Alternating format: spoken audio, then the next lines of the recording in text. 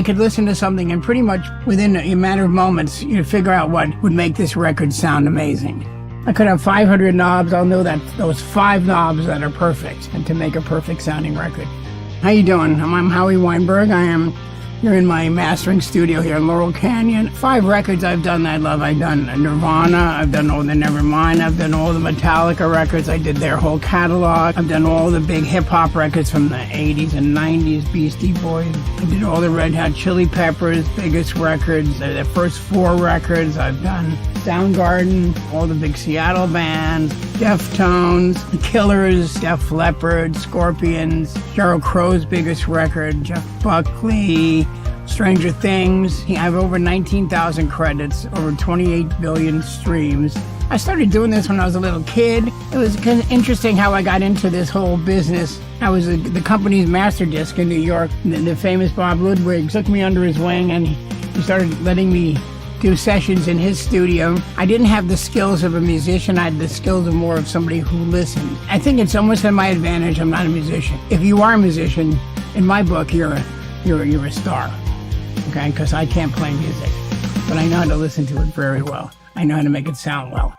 We want this to sound like the artist or the producer envisioned from day one. A lot of the music today is more processed. It's very digital sounding. It's very, just processed pop music.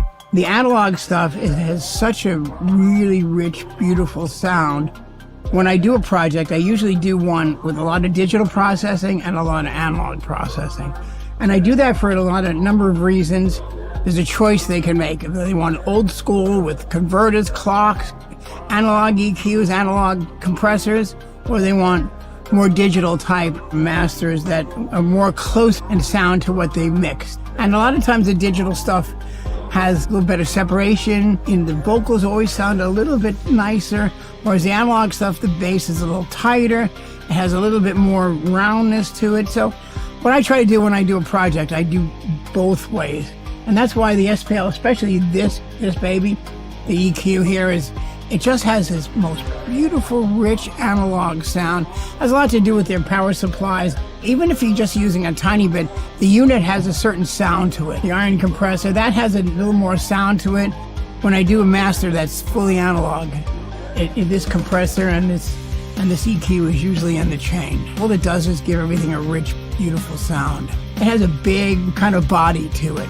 I have the original mastering console. The reason I like it is I consider it like the Mercedes-Benz of audio. It's precise, it works well, and it always runs, and it always sounds great.